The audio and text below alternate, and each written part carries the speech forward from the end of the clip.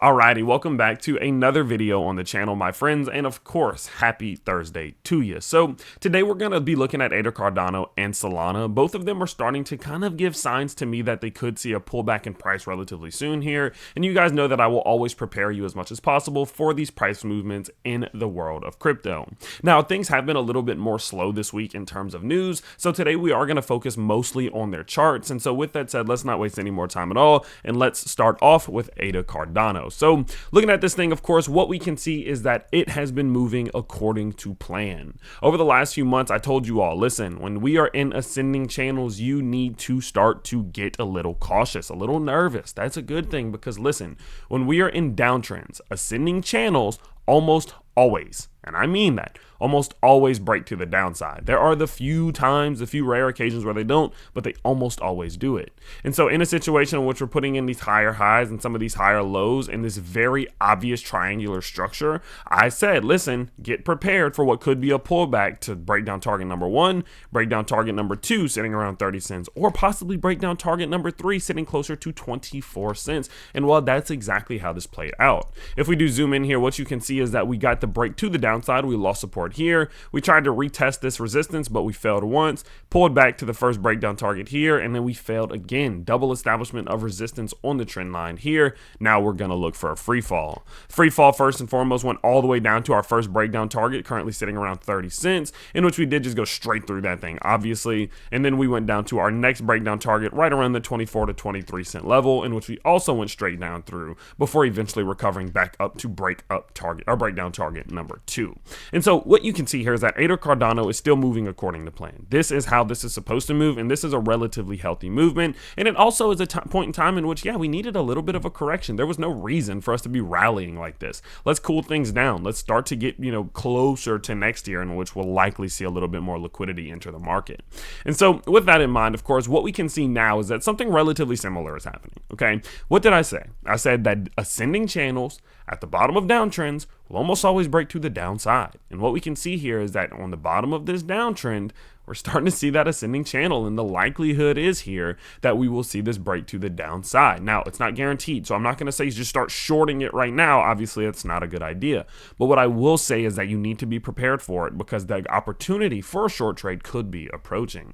So as we, of course, are seeing, we are getting a little bit of rejection off of this second breakdown target right here, around 30 cents. And while we are starting to see us, kind of retest it a couple times, clear it a little bit, we are really struggling at this level. And so obviously, this could be the point in time in which we do get the break to the downside here, but there is still the possibility that we do continue upwards. But one way or another, I do believe we will see this break to the downside, and when that happens, a great short trade could be available there. Now, it's not just the structure of this that is giving me a little bit of worry that we might see a pullback. It's also the basic structure of this macro move that we're seeing that is giving me a little bit of caution. What I mean by that is that typically speaking for Cardano, when it sees a wick of this size, especially on the daily charts, it will almost revisit that wick. And what I mean by that is when you create something what is called a wick, and which means the price moved all the way down here, but the price closed back up here, creating this kind of fake move to the downside here, this little wick. What will almost always happen is that although we will recover, we will usually see the price revisit towards the bottom side of that wick. Let me show you a few examples. First and foremost, we can see the most recent example was just back here, right? Let's go right here, boom, in which we put in this wick. Obviously, we recovered great. We started to see growth, but eventually we did start to revisit back towards the bottom side of that wick. Going a little bit further back, you can see it right here on the bottom side, boom, very good example. We started to see recovery, but eventually recovered toward or returned back towards the bottom side of that wick before seeing this move to the upside. Very similar throughout the rest of it, right? And you can see here, boom, huge wick to the downside that we did almost immediately revisit, huge wick to the downside that we almost immediately revisited, all these wicks to the downside that we revisited. You get the point. Okay. And so structurally, from a more macro perspective, Cardano will usually come back down towards some of these lower levels. Not guaranteed, but that is the case usually. Now, the final thing that I am paying attention to is what we are seeing on this chart prime daily oscillator, in which we are starting to finally see this bearish divergence printing. Of course, bearish divergence on this daily chart prime oscillator almost never fails, right? It almost never fails to be an early predictor that a pullback is on the way. It's usually not immediate, but but it's usually on the way. What you can see here is, look at this. We got this first drive of bearish divergence right here. This is when it first started to go off, and then a little while later, we got this pullback to the downside. As you can see, we went up a little bit further, but that bigger pullback did happen. Very similar right here. This is when that bearish divergence did start to play out, and of course, that meant we were about halfway, and that was an early indicator that this more macro pullback to the downside was on the way. And so, considering what we're seeing right here, one would say, look, even if we do continue up a little bit further, some type of pullback, especially considering we're in an ascending channel, could be on the way. And so with all of these things in mind, I do believe there could be a little bit more room to the upside. We're not getting the red reversal triangles. We're not getting overbought readings. We're not getting peak finders. We don't have any of those things yet. Of course, we still do have a little bit of room to the upside here. So ADA very well could get another bounce back up towards the 32, 33 cent level, but do be aware, once those other indicators start to print, we're likely going to get the stronger pullback to the downside. Obviously, unless something huge happens, like Bitcoin takes off to 50K, well, then of course, that's not going to happen. So just a little bit of a caution, just issuing a little bit of a warning that ADA Cardano is probably in a position in which it will get a pullback, and you need to be prepared for it. If at any given point we see this support lost for ADA Cardano, this ascending level of support, your first breakdown target to the downside is sitting at 26 cents, your second breakdown target is sitting at 25 cents, and your last breakdown target is sitting at 24 cents. So this is the range I would expect the price to come down to before maybe getting a bit of a bounce and then looking to establish some type of a more macro structure. Okay, so obviously under the circumstances, you could see a little bit of a trade here, right? Say it happens right here, 6%, 9%, 12% to the downside, which obviously on 2 to 3 leverage could be, a decent little 25% gain there. And so obviously there's a lot of potential. So make sure that you are prepared for that. Now let's go ahead and move over into Solana. Let me tell you about the things that I am noticing with them, and of course give you just a bit of an update from the video that I posted a few days ago. Now before we do go ahead and get into that, I do want to bring you guys and talk to you a little bit about what is happening with Bidshop. You know that realistically over the last few months with Bitcoin and ADA, Solana, Matic, XRP, really not much is going on there. There's not that many gains to be made, and so I obviously want to spice these videos up a little bit by bringing you some microcaps, new cryptos, small alpha plays that I'm taking on, just because I do think they're just a little bit more exciting, especially in the market that we're seeing right now. And so in today's video, I wanted to just talk a little bit about Bidshop. They are a sponsor of today's video, but I did invest my own money into them. I think it was like $3,000, somewhere along those lines. It is down a good bit now, but I thought it would be a pretty fun play. I wanted to explain it to you. It's only going to take about 2-3 minutes, so definitely stay tuned and see if you like it. But so what Bidshop is doing is honestly pretty interesting, and they're actually adding a little bit of game theory and excitement to a pretty boring thing within the world of crypto,